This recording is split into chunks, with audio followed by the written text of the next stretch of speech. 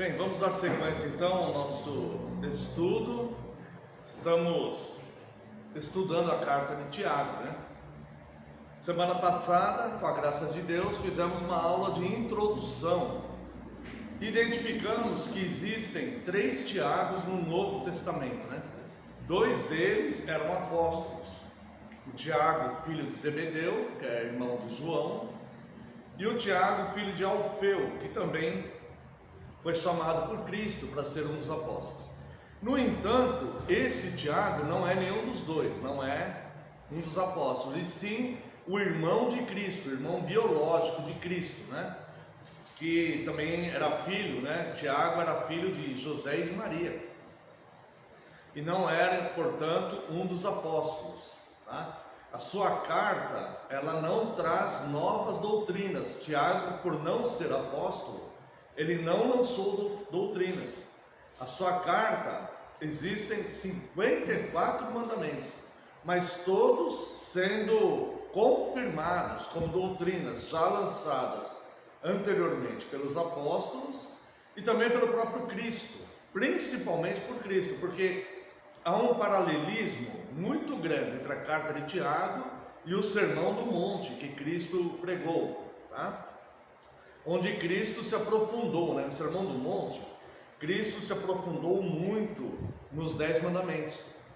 Então, a carta de Tiago é uma carta assim, bastante doutrinária, mas ele mesmo não lançou doutrinas. Ele aborda essas doutrinas, né? Ajudando a estrutura do início da igreja, tá? Vimos também que Tiago, o irmão biológico de Cristo, tornou-se um grande líder, um líder eminente na igreja, com bastante autoridade, né? As pessoas se referiam sempre a ele, falavam os apóstolos, Tiago, ele estava sempre sendo relacionado, né? Quando as pessoas iam falar da igreja, quando iam para Jerusalém, eu vi os apóstolos, eu vi Tiago, não vi nenhum dos apóstolos, só vi o Tiago. Então, o nome dele era um nome eminente, né?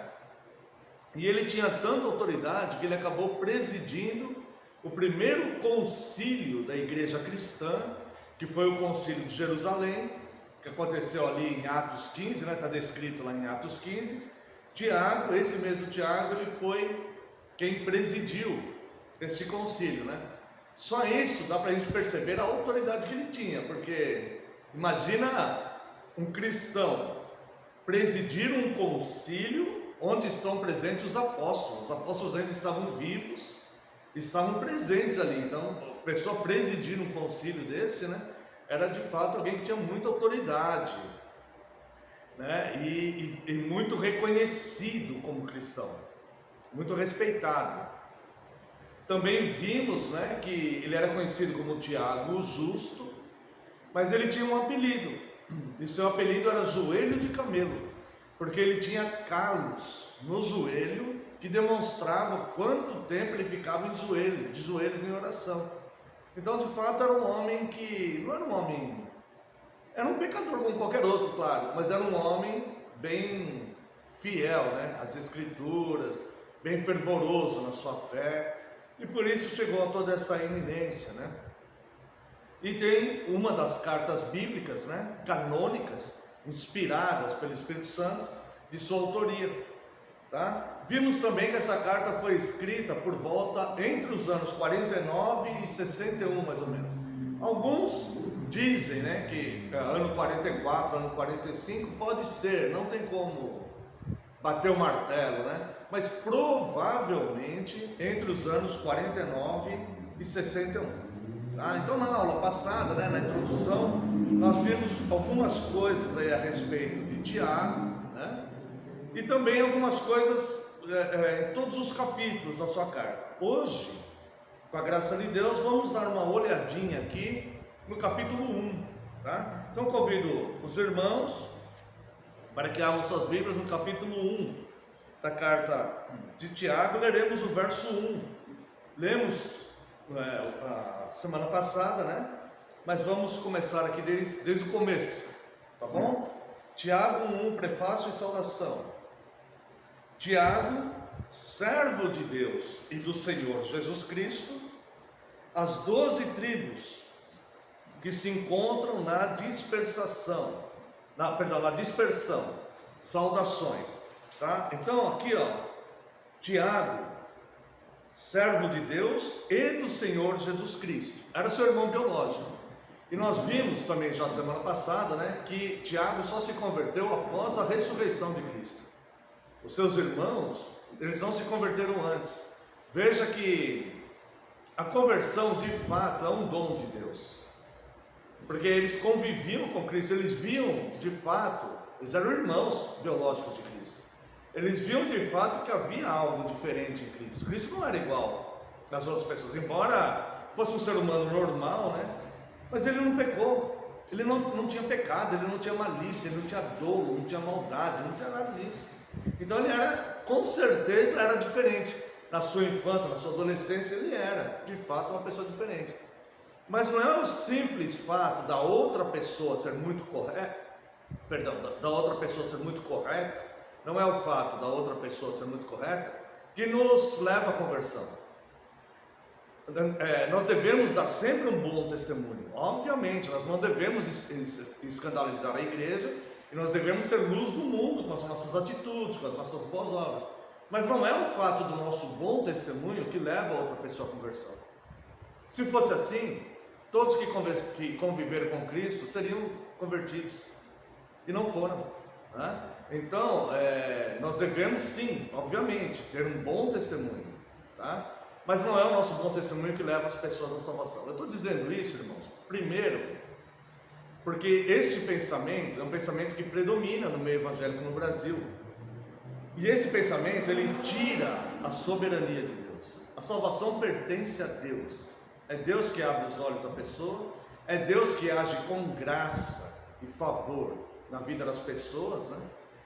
E também este pensamento traz um fardo muito grande para a vida de muitas pessoas que o próprio Cristo não colocou.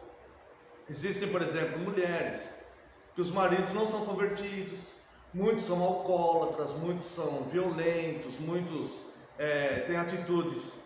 E essas mulheres, muitas vezes, elas são vistas como alguém que talvez não testemunhe bem para o marido. Isso não tem nada a ver com isso. Não tem a ver, isso é uma injustiça. E é um fardo que se coloca, né? Às vezes o marido é convertido, a esposa não. Ela tem uma conduta que não é de uma pessoa convertida, e ele dá um excelente testemunho. Às vezes os pais são convertidos, dão um excelente testemunho dentro de casa, mas os filhos não são, né? E às vezes os próprios irmãos, os próprios domésticos da fé olham esses pais com maus olhos. Falam, se o filho dele é assim é porque ele chega a uma conclusão muito superficial, né? Então, se fosse por causa do testemunho individual de cada um que houvesse as conversões, todos que conviveram com Cristo seriam convertidos, tá? Então veja que Tiago, e também Judas, que escreveu sua carta, né? Também era irmão biológico de Cristo, filho de José e de Maria, também se converteu depois, tá? Aqui no verso 1 diz que ele escreveu para os judeus, né? Ou seja, as 12 tribos que se encontram na dispersão, né? Houve uma perseguição muito forte e eles tiveram que fugir. E aí foram se organizando em outras nações, né? E Pedro também escreve para esses judeus da dispersão, tá? No entanto, são grupos de judeus diferentes.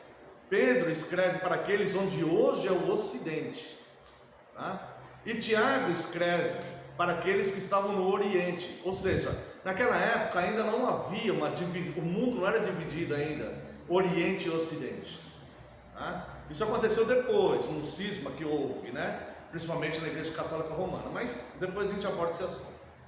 Mas eram judeus da dispersão também, mas um público-alvo diferente. Tiago escreve para um grupo desses judeus, principalmente os que estavam na Mesopotâmia, em locais do Oriente.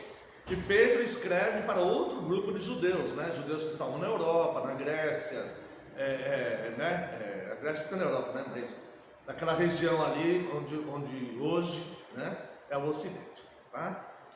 Depois nós vemos aqui, irmãos, que a carta, no capítulo 1, até o capítulo 2, verso 27, vai falar sobre provações e tentações e o suportar essas provações e tentações, tá? Então nós vamos ver aqui algumas coisas, tá? Do capítulo 1, do verso 2 ao verso 4, nós vamos ver que a atitude essencial em meio a provações e tentações é a alegria. É a alegria. Veja aqui, ó. Capítulo 1, versos 2 a 4. O título na minha Bíblia, lembrando, né, que os títulos, eles não estão nos originais. Os títulos foram colocados depois. Meus irmãos, tende por motivo de toda a alegria. Note isso daqui que Tiago vem falar.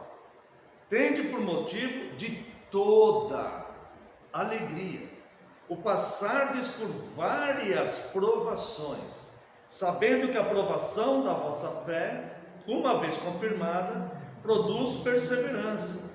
Ora, a perseverança deve ter ação completa, para que sejais perfeitos e íntegros, em nada deficientes. Isso aqui é muito importante a gente entender. A princípio, é algo difícil de ser praticado. É algo difícil de ser praticado, porque é muito difícil. Imagine alguém que está passando um momento de tribulação na vida, está passando uma situação ali adversa e tudo. Você convencer essa pessoa que ela deve ter alegria ali. É muito difícil isso. A própria pessoa vai questionar isso. Você olha, como que eu posso ter alegria, né? Vivendo o que eu estou vivendo, passando pelo que eu estou passando, tá? Mas Tiago, que inspirado pelo Espírito Santo, ele vai dizer que o suporte do cristão para superar, né? O suporte para suportar vai dar uma redundância, né? Mas para que ele consiga passar por esses momentos de tribulação, é a alegria. Isso é possível porque nós precisamos definir qual é o motivo de toda alegria. A palavra de Deus diz que a alegria do Senhor é a nossa força. Então, a alegria do Senhor, ela não está limitada pelas circunstâncias que nós passamos neste mundo, na terra.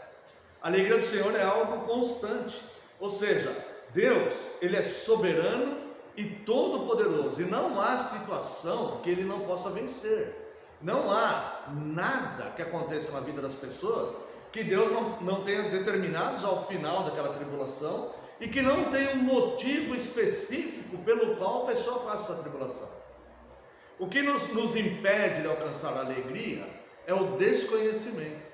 É desconhecer que existe um propósito bom, benéfico, útil, que vai contribuir conosco, vai contribuir com a nossa salvação naquela tribulação. Então nós devemos regozijar em Deus, falar: Senhor, eu estou sofrendo, está difícil, tenho chorado por isso, mas no meu íntimo eu me alegro, porque eu sei que o Senhor tem controle nisso, e isso vai gerar frutos benéficos para mim.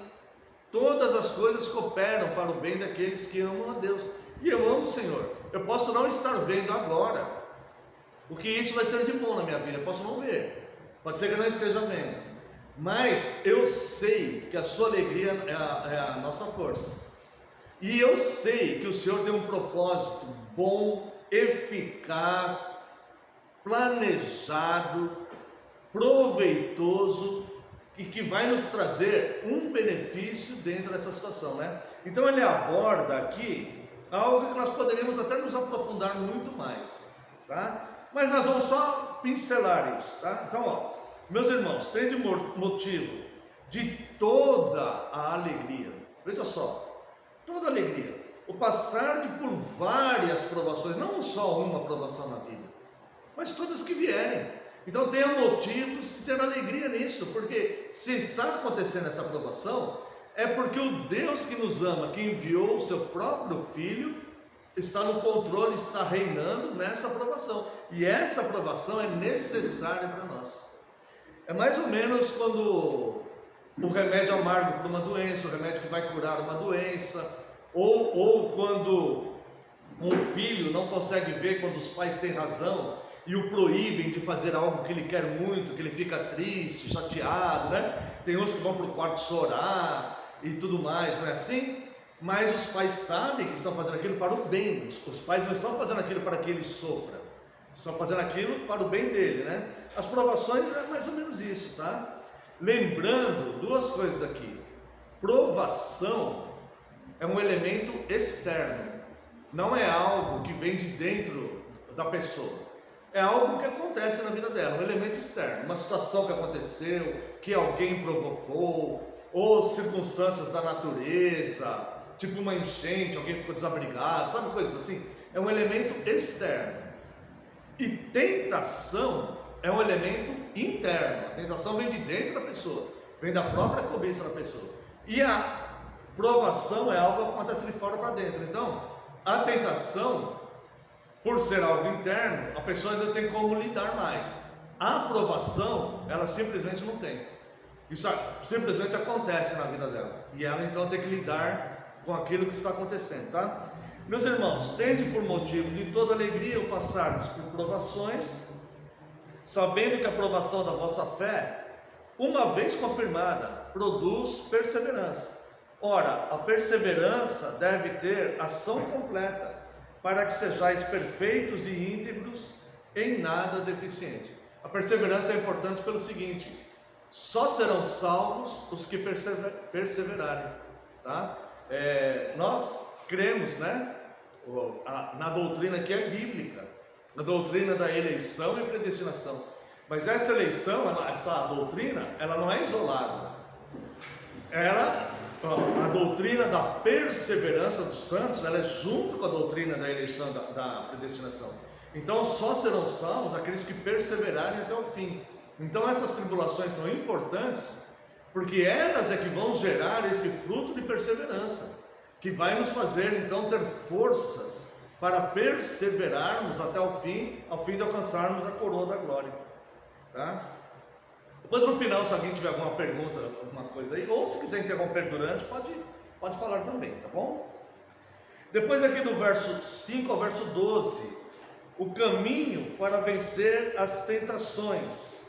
Olha só, nós vimos aqui do 2 ao 4, que a atitude essencial na provação e na tentação é a alegria. E o caminho para vencer essas provações e tentações, Tiago vai dizer aqui que é a sabedoria. Então veja só, a alegria e a sabedoria, tá? Vamos ver aqui do 5 ao 12. Se porém algum de vós necessita de sabedoria, peça a Deus, que a todos dá liberalmente, e nada lhes impropera, e ser-lhe-á concedida. Peça-a, porém, com fé, em nada duvidando, pois o que duvida é semelhante à onda do mar, impelida e agitada pelo vento. Não suponha este homem que alcançará do Senhor alguma coisa. Homem de ânimo dobre, inconstante em todos os seus caminhos. Vamos dar uma paradinha aqui, depois nós vamos até o 12, tá? Então, olha só, ele vem falando que temos que ter, por motivo de toda alegria, passar por provação e tentação e provação, né? Circunstâncias adversas. Temos que ter isso por motivo de toda alegria.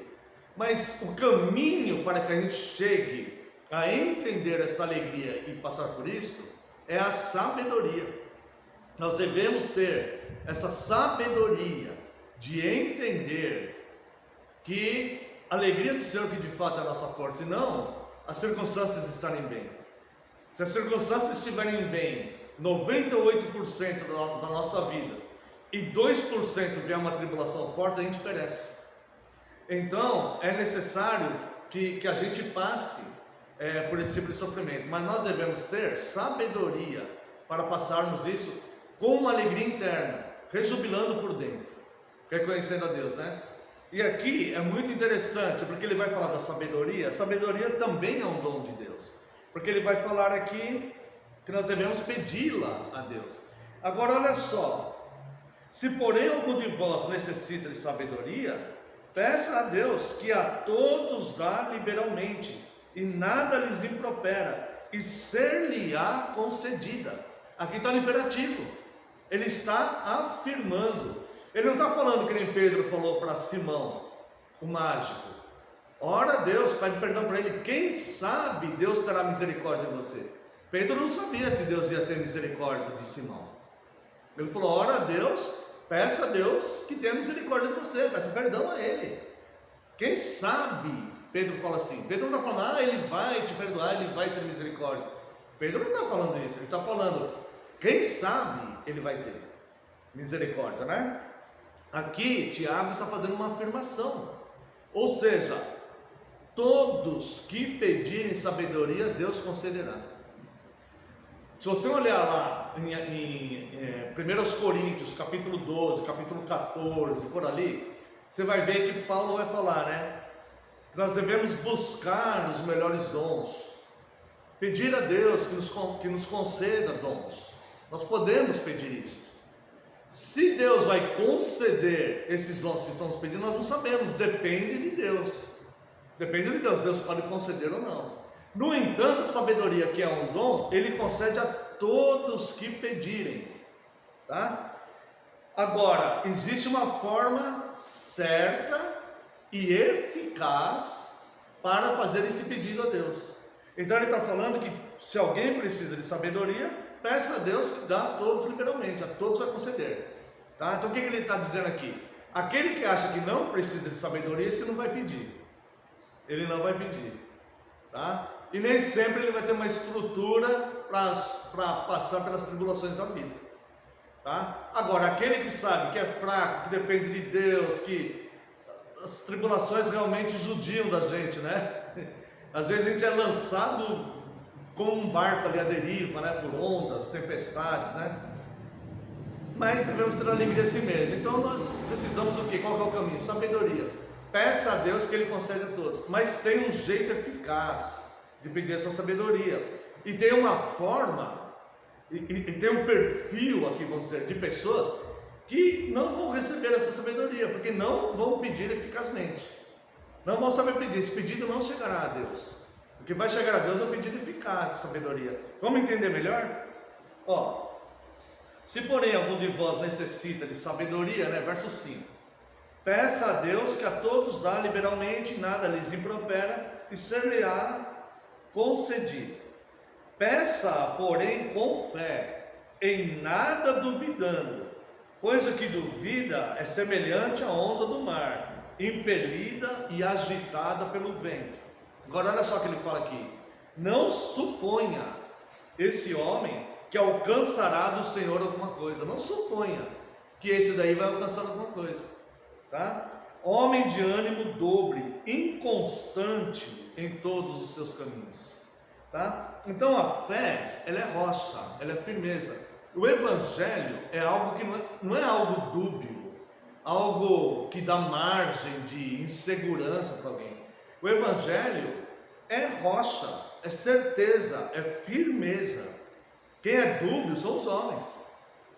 O evangelho é firme, é rocha, tá? Então o que ele está falando aqui? Peça com fé: Senhor, eu não tenho sabedoria, mas eu creio profundamente que o Senhor tem poder até de tornar sábio uma pessoa como eu, a pessoa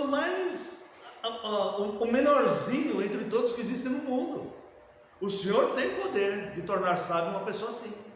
Eu sei que eu não sou essa pessoa, mas eu creio profundamente no meu coração que poder o Senhor tem para me transformar nessa pessoa, sabe? Poder para isso o Senhor tem. Poder para me dar alegria em meio às situações que estou vivendo, o Senhor tem. Eu não tenho. Eu não tenho nem ideia como o Senhor consegue fazer isso, porque eu não consigo entender como que alguém pode ter alegria numa situação adversa. Mas eu creio profundamente, isso eu peço com fé, em nada duvidando. Então, a rocha é Cristo. A palavra de Deus é rocha. Deus é rocha, tá? As orientações e prescrições que Deus nos faz na sua palavra são rochas. Isso é rocha. Isso é edificar a casa na rocha. Edificar a casa na rocha não é apenas professar ser cristão. Falar, eu sou evangélico, eu sou reformado. Não. Edificar a casa na rocha é conhecer esses elementos morais, entendê-los e ver o quanto nós precisamos de Deus. Então, diante das situações da nossa vida, todas elas, fala, Senhor, me dê sabedoria, Pai. O Senhor tem poder para isso, me dê sabedoria para que eu consiga vencer essa dificuldade. Sabe o que vai acontecer? Se você não duvidar, se você pedir para Deus, crendo nele, não crendo em você, e nem crendo na sua fé, mas crendo nele, crendo no que fez a promessa. Não se importe como que ele vai cumprir essa promessa. Não compete a nós saber como Deus fará. O que fez a promessa vai providenciar os meios de a cumprir. O que fez a promessa vai providenciar os meios. Esse evangelho, essa palavra aqui já tem mais de 2000 anos. Tá? Então, muitas pessoas já passaram por isso daqui. Isso aqui não é uma novidade, não é exclusividade nossa aqui, da nossa igreja local aqui. Há 2000 anos os cristãos estudam isso e praticam isso na sua vida. Então olha só, Senhor, a força é do Senhor, a sabedoria é do Senhor. Como que o Senhor vai me conceder isso? Eu não tenho a menor ideia, mas eu não tenho dúvida nenhuma que o Senhor tem poder de transformar uma pessoa como eu numa pessoa sábia para lidar com essa situação que eu estou enfrentando. Eu não tenho dúvida nenhuma disso, nenhuma. E aí, segundo a própria palavra de Deus, Ele nos concederá essa sabedoria. Não é maravilhoso, irmãos? Não é maravilhoso isso? Isso aqui é melhor que ganhar na loteria. É melhor do que ganhar na loteria. Quantas pessoas, uma vez eu vi uma matéria na TV, isso foi nos anos 90, pessoas que há 20 anos atrás tinham ganho, ficado milionários ganhando na loteria. Ou seja, pessoas que ganharam na loteria nos anos 70, né? E nos anos 90, 20 anos depois, eu vi essa matéria, né?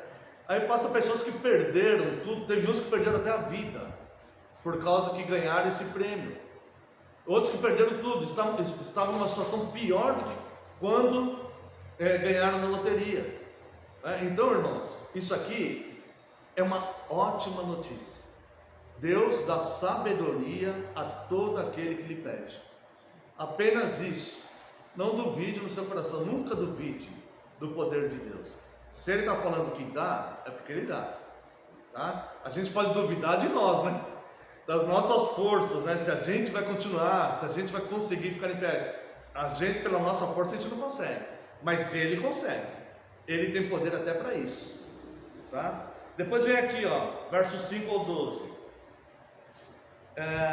Ele vai falar que as circunstâncias terrenas são transitórias. Tá? O irmão, porém, de condição humilde, glorie-se na sua dignidade, e o rico na sua insignificância, porque ele passará como a flor da erva, né? Tá, vamos ver de novo, verso 9.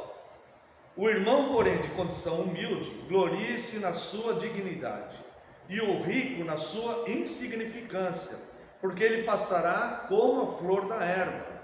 Porque o sol se levanta com seu ardente calor, e a erva seca, e a sua flor cai, e desaparece a formosura do seu aspecto. Assim também se murchará o rico em seus caminhos. Bem-aventurado o homem que suporta com perseverança a provação, porque depois de ter sido aprovado, receberá a coroa da vida, a qual o Senhor prometeu aos que o amam. Vamos ler até aqui, então olha só. O irmão de condição humilde, glorie-se na sua dignidade. Ou seja, eu não preciso ser um homem rico para ser um homem digno e um homem de fé em Deus. Fala assim, olha, eu não sei, eu não tenho recursos deste mundo, mas eu creio que Deus é sim, é o dono do ouro e da prata. Deus é aquele que mantém, é aquele que sustenta. Então eu vou seguir as suas prescrições, porque Ele não vai deixar faltar o pão na minha mesa, Ele não vai deixar que eu não consiga suprir os meus deveres, as minhas obrigações. Ele não vai permitir. Então eu vou me esforçar confiando em Deus. Então a minha dignidade vai ser me esforçar no que eu tenho em mãos. Eu vou trabalhar com o que eu tenho em mãos. e vou confiar que Deus irá providenciar. Então, glorie-se nisso, na sua dignidade, que você vai estar confiando em Deus, que Ele é o provedor, Ele é a fonte de todo bem. Tá? O rico, glorie-se na sua insignificância, porque o pobre não é insignificante, o pobre também é insignificante, assim como o rico. O problema é que o rico não se considera insignificante, de forma genérica, né? Estamos falando de todos os ricos, né? Tem muito rico que de fato é humilde, sabe que depende de Deus, obviamente que tem. Mas estamos falando, a tendência qual é? A tendência é quando nós enriquecemos, e nós estamos com muito dinheiro, estamos nos sentindo poderosos, porque podemos fazer tudo o que queremos, e temos todo aquele recurso. A tendência é a gente se gloriar nisso. Então ele fala assim: o rico, glorie-se na sua insignificância, porque o rico, ele também é insignificante diante de Deus. O rico também vai precisar dessa sabedoria. O rico também está exposto a passar circunstâncias que tragam tribulação para a vida dele. Todos estão. Então, não fique cego com os recursos do mundo, que por algum motivo Deus permitiu que tivesse. Mas, glorie-se na sua insignificância. É por isso que ele vai falar aqui, ó. Porque, verso 11: porque o sol se levanta com seu ardente calor. Uma hora o sol vai levantar com ardente calor, e a erva vai secar, e a sua flor vai cair, vai desaparecer essa formosura toda do seu aspecto. Assim também se murchará o rico em seus caminhos. Ou seja, não vai ser eterno. Essa sensação de poder dele, que ele está por cima das coisas, que ele tem poder para fazer isso, fazer aquilo, isso daí não é eterno, não. Não é. Um dia ele vai precisar de alguém vai precisar ajudar ele para alguma coisa. Um dia vai acabar toda essa formosura dele, né? Então fala assim: glorie-se na sua insignificância. Por quê? Gloriar na sua insignificância, porque não importa quanto a pessoa tem na conta bancária. O que importa é a consciência dele, saber que ele depende de Deus. Da mesma forma do cara que não tem um centavo, né? Do mesmo jeito que aquele que não tem um centavo depende de Deus, ele também depende. Ele também depende. Só que ele não sabe disso, é até mais perigoso para ele, porque o tombo pode ser maior, né? Então, irmãos, é isso que ele está falando. Então, o pobre, o de condição humilde, glorie-se na sua dignidade. Não se venda para as coisas. Não perca a cabeça por causa que está numa situação de pouco recurso. Glorie-se na sua dignidade. Continue fazendo certo. Continue fazendo certo e confiando em Deus e seguindo em frente. E o rico, glorie-se na sua insignificância. Entenda que é insignificante, como também é o pobre, como todo mundo, todas as pessoas do mundo, os reis, os poderosos, todos, diante de Deus, tá? Todos. E aqui vem o verso 12: bem-aventurado, ou seja, mais do que feliz, o homem que suporta com perseverança a provação. Agora, lembra que ele fala assim: tende por motivo de toda alegria passar por provação? Só que existe um caminho para chegar lá, que é pedir sabedoria a Deus, gloriar-se na sua dignidade, na sua insignificância, pedir sabedoria a Deus, que a todos vai dar, né? E aí ele vai falar então, bem-aventurado, ou seja, vai falar dessa alegria de novo, super feliz, o homem que suporta com perseverança. Lembra que a tribulação produz perseverança? Bem-aventurado o homem que suporta com perseverança a aprovação. Agora olha só, porque depois de ter sido aprovado, receberá a coroa da vida, a qual o Senhor prometeu aos que o amam. Irmãos, glória a Deus pelas provações, porque aquele que passar a vida sem provação nenhuma, ele não vai receber essa coroa, porque está dizendo aqui que quem vai receber essa coroa é aquele que for aprovado na tribulação, na aprovação, é aquele que é aprovado, que passou pela aprovação, mas foi fiel a Deus. Não importa os homens, se os homens que estão do nosso lado errarem, se os homens que estão conosco no caminho, se eles pecarem, se eles se entregarem, se eles negarem a fé, se eles falarem: olha, eu não aguento mais esse caminho, isso aqui não tá me sendo vantajoso em nada, não importam eles. Sabe o que a palavra de Deus diz, o conceito de Deus que nós vemos no Antigo Testamento? Você sabe, é bem conhecido, está lá: 1000 cairão à sua direita e 10.000 à tua esquerda. Então, siga em frente. Siga em frente que você não vai ser atingido. Porque aí após você receber, você será aprovado nessa situação, você receberá a coroa da vida. Então nós vemos aqui dois elementos positivos, que é a alegria na aprovação e o fato de Deus conceder sabedoria, alegria e sabedoria, tá? Agora